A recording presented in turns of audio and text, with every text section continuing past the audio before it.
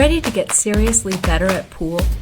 Join us on the Lucky Breaks podcast as we talk with Michael Fernandez, the creator of the awesome San Diego Pool Player YouTube channel, about the power of watching and analyzing your own game to find your flaws and reach new skill levels.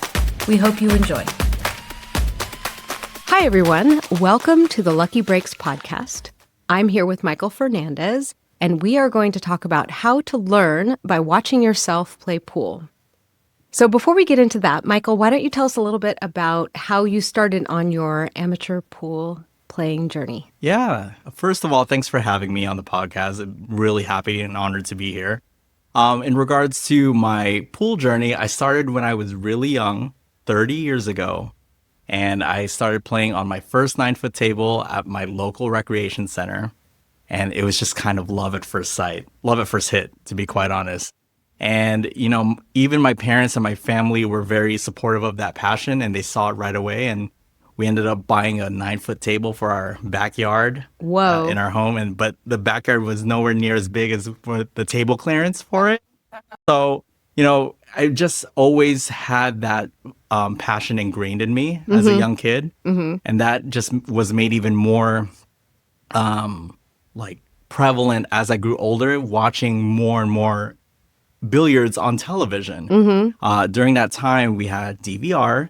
So I would record anything billiards related from ESPN or ESPN2, and it would show up on my DVR, and I would, watch a lot of them. Most of them were WPBA events, which I was in awe of just the competition and just kind of the level of pool that was being shown on television. Mm-hmm. And at the time, the pool content was it was kind of glamorous. Mm-hmm. Like you had a lot of these top professional athletes show up at these venues playing for high stakes and bringing a very professional sense to the sport. Mm-hmm. So that's kind of my upbringing with pool. Mm-hmm. I didn't really grow up playing pool like in the bar scene or anything of that sort. I just kind of curated that for myself. Like at proper pool halls? Correct. Like what you saw on TV? And that's just due to the accessibility I had with having my own pool table as I was growing up as a kid. Mm-hmm. So that's just my take on pool,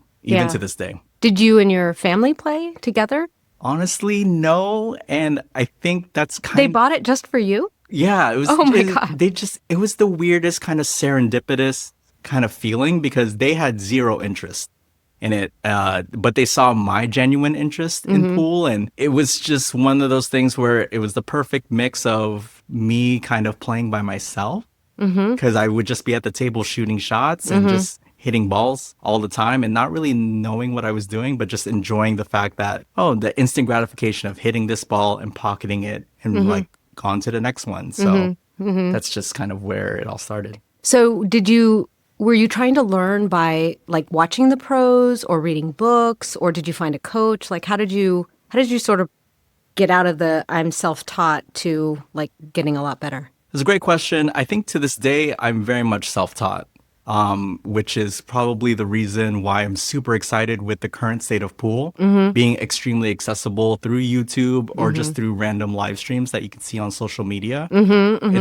It's at a point where while I was growing up with it, watching the DVRs of all the WPBA classics or all of the professional pool I was almost trying to mimic some of the players. And the one player that I saw very often was Allison Fisher. She was almost in every semifinal, every final. And I was really watching her play, listening to the commentators just marvel at how consistent she was and how they had never really seen a player that dominant in the women's field at that time. So I really took on kind of her fundamentals, like the square snooker stance, the cue up against the chest, right below the chin, and just kind of creating the 3 points of contact and just trying to do my best to play as well as she did. But there was no real intention or goal. It was just ultimately just to have fun and enjoy playing pool. So when did you start playing in league? League has been fairly recent for myself. Oh, wow. Within the last 2 or 3 years. Oh, I never knew that. Definitely post-pandemic. And a lot of the motivation in joining League was I had purchased a carbon fiber cue prior to pandemic. And then the pandemic happened and then I never got a chance to use it. And then when I went back to the pool hall, I realized it was weird because it didn't give me the same satisfaction just coming and playing and practicing. Like it had been maybe a couple years since I've really kind of put myself in that position of enjoying playing. So I really figured that League would be a great vehicle for me to kind of motivate me and bring that kind of passion or competition back into my game. So before that, were you just playing at home on your own, or just did you find friends who would compete with you? Yeah, it became very casual. So I played a lot in college. So I'm okay. definitely going to be that typical story where I played a lot in college and, joined tournaments at my university. I went to UCSD. Oh, me too. And they had a game room there at the Price Center Plaza. I think I played there too years ago. I graduated in 2008, and the game room was very much a prominent thing around mid 2000, and I was very close with the staff there. They did Friday weekly tournaments. Oh, fun. Okay. And it was one of those things where I just created a great friend group that shared the same passion as myself. And to this day, I still am in touch with that core group of friends. Oh, that's cool. We're all neighbors now. We're all family men, and we all live all around San Diego, but we still get together and we still have that. It's almost as if time never passed between us. And that's kind of where I really wanted to find that, not necessarily within League, but just kind of reignite that for myself in the recent years. Yeah, especially post-pandemic. Yes. I know for me, like before the pandemic, pool was such a huge part of my social life. Like, because I played a lot up in the Bay Area, actually. And then the pandemic happened, and all of a sudden it was like, zoop, I had like no social life because I couldn't go out and play pool. It was really, really sad. Depressing. So when it came back, when it came back, I immediately started playing. And by then I was back in San Diego, so I started playing here. So I will say, I think as much as the pandemic really kind of halted a lot of, pool playing, League play especially, right? I mean, I wasn't a part of League, but I came back at a point where I felt like everyone was kind of really getting back into it again. It's taken kind of a couple years for League to kind of really get its footing again, especially here in San Diego. But with that being said as well, too, there's been definitely an uptick of kind of pool in general becoming more modernized and being more a part of like the social media space. So you see a lot more people live streaming their matches on Facebook and just having more content on the amateur side, which is, I think, very, very exciting. Yeah, I agree. And that's kind of why we wanted to do this podcast, because I feel like there's a lot of people out there who play and they're so passionate. Like, we are so passionate and nerdy about it. We've all got our carbon fiber shafts. We are all spending $30 on pieces of chalk. Like I was telling someone the other day, and they're like, what? You spent how much on a piece of chalk? So there's a whole new market out there. And I think a lot of us are getting better also. Like, we're learning from each other, learning from practice and drills and things like that, which I think is a really good segue to what you've been doing, live streaming your matches or recording your matches and trying to learn from them. So tell us about when you started doing that, and why did you start? I have a very funny story. We just celebrated our 1-year anniversary at, initially it was called Average San Diego Pool Player. We started it on April 1st, essentially as an April Fool's joke between myself and my friends that, oh my goodness, here I am stepping out and doing a YouTube channel. And I'm not really that prominent or big on social media. Like, I'm pretty much a private person. But if there's one thing that I really wanted to showcase out to the world was kind of my passion for playing pool. And still to this day, and our original kind of, mantra with the channel is that we just want to foster a community. And I kind of wanted to grow the channel based off of how I felt when I was playing in college. And I had that core group of friends, and we would meet up and we would run matches together weekly and just improve our games with one another. And I really wanted to foster that, not just within my core group of friends, but within the network of pool players that we have access through via League. There's so many players in League. And we only see each other maybe like once every other day or week, based off of whatever the schedule is. But if I wanted to be more in touch or in tune with the type of player that would kind of really complement my game, how would I go about accessing them outside of League nights? How would I go about conveying my message or kind of my passion for pool outside of like the league structure of it all. So I think that was the biggest kind of motivation for the channel. Yeah. So why don't you tell the audience a little bit about how your channel works, what you're doing with it? What I've seen are these like challenge matches, but what else do you do on that channel? Yeah, the YouTube channel is definitely a work in progress in a sense where we're trying to really kind of differentiate ourselves with other YouTube channels that kind of focus on amateur pool playing. What I initially saw last year when I first got into the space was there were a lot of people recording their APA matches. And oddly enough, that's the type of content that gets the most views on my channel.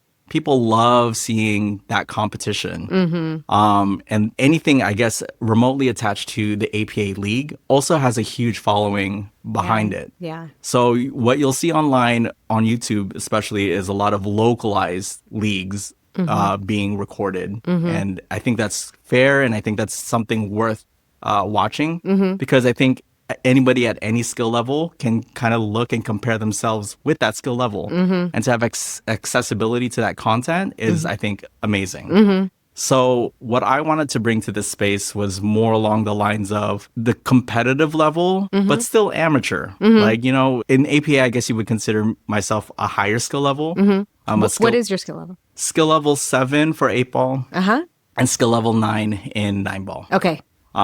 Which I also would like to attribute the channel to helping me kind of gain that skill level, I guess, promotion. I mean, that's as high as it gets. Yes. I was teetering. I'm just a 5. I was teetering on 6 and 8 for the longest time when I first started League, and I couldn't necessarily figure out what it took to get to the, you know, penultimate level of APA League and skill levels. But again, with the channel, it's just definitely helped me develop myself better in ways that I never thought would shape my game. One thought I've had, maybe this is actually kind of an official recommendation, but like when you want to get better, sometimes you need to up the stakes, meaning it has to matter. Yes. And I have a hard time practicing. Like, it's not my favorite thing to do, to go out and just run drills. I get bored really easily.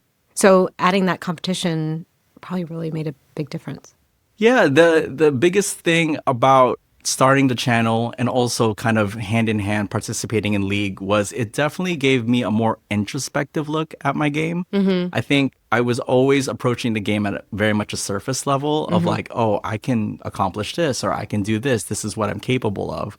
Versus what can I actually be capable of? Like, where does my potential actually lie with pool? And to have actual measured, I guess, goals in mind. Like, I wanted to become the highest skill level in APA, which was a 9. And I realized, I have to cut back on my mistakes. Yeah. I have to be more consistent. Yeah. So I think ultimately the introspectiveness of playing pool is kind of what really motivates me nowadays. And the channel really helps with that, obviously, because it holds me accountable. Because, like, you know, it's on video. It's out there for everybody to see. It's out there for me to kind of analyze. Yeah. And a quick thought on that as well, too. I think one of the best takeaways that I have from recording myself is that I can actually not think about my play as I'm playing because I know it's already being recorded and I can analyze it later. I don't have to analyze it in real time. You can kind of be in the moment more. More in the moment, which you wouldn't think would be the case because there's so many different, I guess you could say, distractions or perspectives from being recorded. But it's just one of those things where I don't have to think about why I missed that shot because I could always watch it back and see what happened then. Yeah, once you get used to being recorded, you know that it's there. And yes. Yeah, you don't get so self-conscious. Yes. Okay, so tell us, once you have the recording, how do you look at yourself? What are you looking for? And then one challenge I have is when I'm shooting, I definitely have a feeling of you know, if I'm chicken winging or standing up too soon. And then I guess when you're watching it later, you're not in that moment anymore. So maybe you can't remember how you feel, but maybe that's, I don't know, not a problem. For me, it's definitely one of those things where I'm able to compartmentalize certain aspects of the game that I just played and kind of bookmark it for later. So it's like at my level of play, if I know I made a mistake and it kind of shifted the way the match went, then I'll mentally bookmark that in my head or I'll park it. Okay. And then I'll come back to it later on the stream and then kind of figure out, again, a more introspective look at myself, what happened at that moment. I don't necessarily analyze the shot in and of itself, I analyze more what happened that led to that moment and what affected me in that sense. Okay. Because we miss shots all the time. I think that's fair assessment for any of us amateur players. Yeah. But again, the more introspective look behind it is why did it happen the way it happened? Yeah. Can you share an example of something that you, like a flaw in your game that you worked on and what you saw in the video? Yeah, so one of my biggest hurdles that I felt like I needed to overcome was in rotation pool, so playing 9-ball. It's one of those things where you have so much energy at the beginning of the rack and you start pocketing the 1-ball, the 2-ball, the 3-ball. And then you realize, oh my gosh, I've pocketed 3 balls in a row. Can I pocket 4? Can I pocket 5? And can I actually finish the rack? Yeah, yeah. And so one of the big things that I've really kind of gained from watching myself or recording myself play pool is that I take shots one shot at a time. And I don't build that pressure or that tension within myself. And I think I was doing that before because I was just so excited to have 4 or 5 balls in a row. And but then what's most important is making the next 9-ball ball. Yeah. or maximizing the amount of points in APA League for that. So, and that's essential, especially in my skill level, where you have players out there that are doing that. Yeah, once well you give too. them a chance, they're just going to pick up and break and run over and over. And those are points. Each ball is a point. And I also want to give credit to APA for kind of allowing that format to be that type of format because it really enhances your ability to stay focused within certain racks. A lot of people feel pressured in the traditional game of rotation 9-ball because it's whoever makes the 9-ball wins. But whereas in league play, every ball counts. Yeah. It counts. Each ball is a point towards your ultimate goal. Yeah. And I think it puts that much more emphasis on ensuring that I want to stay at this table for as long as I possibly can. And how do I do that? Yeah. And in relation to your question, it's one of those things where recording and looking back and watching, what I've learned is that I'm not as bad as I thought I was in my head. What do you mean? Because watching it back, as I'm playing, I kind of am a little bit hypercritical of myself. Like, oh, I didn't get the right position. Or, like, why did I hit it like this? And then that kind of compounds itself. And before, I used to let it affect my game as I'm playing my match. And I think that was a huge distraction to the ultimate goal, which was just staying down on the shot and actually, performing your fundamentals as is and keeping with that. So being able to have the access to a recording, you're kind of more focused on how to not do those things. Yeah. And just keep it simple and focus on what you are doing correctly and give yourself a little bit of grace as well. Yeah. Too. Don't be too hard on yourself. No. Yeah. Okay. So I'm curious. So I've tried recording my matches. Okay. I have a little tripod and things like that, but I always find myself kind of not wanting to bother with it. It's kind of a pain in the butt. Yes. But I really want to do it. How do you make it easy? And how do you process it later? Oftentimes it's a lot of data too that you have to keep track of. Yeah, it's one of those things you have to commit to it prior to the game. I think when you try and say, oh, I'm going to just do it because it's available or I'm just going to do it off the cuff, the energy you put into it is going to be exactly what you get back out of it. Oh, that's a good point. So I think it's extremely important that if you're going to commit to the idea of recording yourself playing, like do the best you can to find the best angle or find, a position for your camera that's going to actually be you would like to watch later on down the line. I think it's important to take those into consideration leading into recording yourself. With my platform on my YouTube channel, it started off with just a phone. And then I ran into issues where my matches were running long and I was running out of battery. So then I eventually invested in a camera that I have now static on one part of my room. And it's the ideal angle. And my personality, I always have to continue touching certain aspects of whatever I'm working on in order to have it just right. So I think that kind of helps as well too, to kind of put out the best product that I can. So when you record on the road, are you bringing your phone or are you bringing your whole camera setup? I have learned to kind of keep it as simple as I possibly can, just because there are a lot of the rooms that we play in these days aren't really accommodated for that Right. kind of a setup in which you can just put a camera up. And, there's a lot of things you have to consider, like the room size. Is it in the way of people coming around? Is it going to be something that's ideal?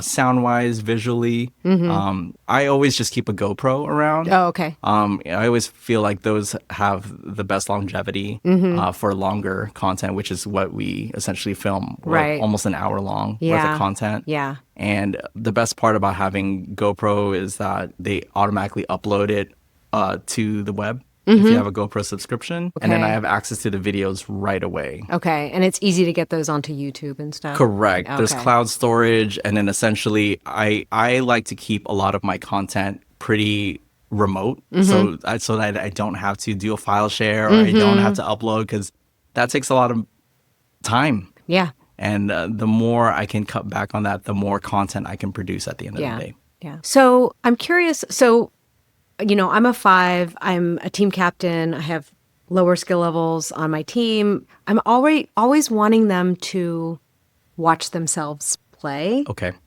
because I can point out what I see, but until they see it themselves, I think it's hard for them to really internalize it and realize that this is going to hold them back. For the teams that you're on, like, have you been successful in convincing others to start recording and watching themselves? I would like to think so, only because I am my own product of my own success when it comes to that. So my credibility falls in line with the fact that in the last year, I've had better performances in tournaments. I have reached the pinnacle of my APA career, I guess you could say, and getting the 7-9. a 7-9. And all that can easily be attributed to recording myself and giving myself the opportunity to watch how I play. I think it's super important for anyone who wants to take their game seriously or to the next level to think of it beyond just what's happening at the table, but kind of what you're bringing to the table outside of that. Mentally, how are you feeling? What kind of goals are you looking to accomplish? Like when you're playing weekly league or when you're playing with friends, like instead of just the context of winning or losing, like what kind of situations do you feel like you can improve upon? And that's really my best advice for any player, is that take advantage of how individualistic the game of pool is, and learn more about not just the game, but more about yourself in that process. Yeah. And I think you'll kind of realize or come to terms with a lot of interesting things. Yeah, every time I play, especially when I lose, honestly, I probably learn the most about myself when I lose. And I lost on Sunday night, and so I'm just, as we're talking, I'm like, man, I wish I had that recorded. I didn't. Yeah. There's part of me that's like, I'm glad I don't have it recorded because I don't want to relive it. But Yes. at the same time, that's how you learn. I would definitely encourage for anyone that wants to record just to do it. I don't think you really have to have the most complex setup. I think initially just getting comfortable with even doing that is a part of the process. You have to start somewhere. Yeah, that's true. And it just grows naturally from there. Like I'm a one-man team on the Awesome SD Pool Player YouTube channel. We will definitely advertise that. Yes, thank you. But again, it's the energy you put into the game and into your passion, you'll get that tenfold after the fact. Yeah. So I'm a firm sure. believer in that. For sure. Well, there was one other question, and you may not have explored it, but I was thinking, I've heard there's some AI video tools out there, especially for golf. And I want, where you can send in videos of yourself playing golf, and it will come back and tell you what you're doing wrong. Have you heard about this for pool at all? I have not, but what I have kind of come to learn about the pool community, or at least kind of like teachings or lessons wise, there's a lot more accessibility to having online or digital lessons. Oh, okay. So what really works with kind of my setup, if you go to the channel, you'll see I have the one static camera, and it's looking directly down at a table where you can see most of the angles on the table. I know there's a lot of professional players like Margaret Fefilova, who does digital online lessons. And she can easily kind of watch me play from wherever she's at and provide, her Like tips. tips and lessons. She's able to do the lessons digitally, which I think is amazing. I mean, I've always wanted to go to Alison Fisher's. Yeah, she has these workshops, right? Yeah, in I think it was where she was living at the time in North Carolina, or it was on the East Coast. And you would fly out there, you'd have to pay for your airfare, then you'd have to pay for the lessons, and then you'd have to pay for the hotel stay for 2.5 days worth of like drills and a session with Alison. And that is totally changed. And I think that's just the sign of where we're at with pool in general and just kind of where we're at social media wise in relation to pool. Totally. Cool. Well, this was a great conversation. Thank you. I think we covered a lot of ground. Was there anything you wanted to share we didn't get to? No, I just wanted to thank you, Sue, for, inviting me onto the podcast. I'm very much all about fostering more of this pool community and our passion for it. Right. I think it's super important to recognize not just, our accomplishments within league or pool in general, but just also kind of create an inclusivity with pool that I think is currently being defined now with, more people like live streaming or more people putting up their own content and kind of reassessing the narrative on pool. Yeah. And I think the more perspectives and outcomes we have from people who are just as passionate about it, the better. I agree. The sport is fantastic. And there's a lot you can do with it. And there's so much room for us to get better, to be better teammates, to help each other get better. So thanks so much for sharing. No, of course. Thank you for having me. All right. Cheers. Thanks. That wraps up another episode. A big thank you to our guest for joining us today and sharing their story. If you want to connect with our guest, their contact info can be found in the show notes for this episode. Also, please show your support by liking and subscribing. We hope you enjoyed this episode of the Lucky Breaks podcast. You can find more episodes at youtube.com/@luckybreaks-podcast or by searching for Lucky Breaks on your favorite podcast player. This episode was produced by Sue Leader and Aaron Schulman. Thank you for your support. Sign up to be a guest on a future episode from our YouTube channel page.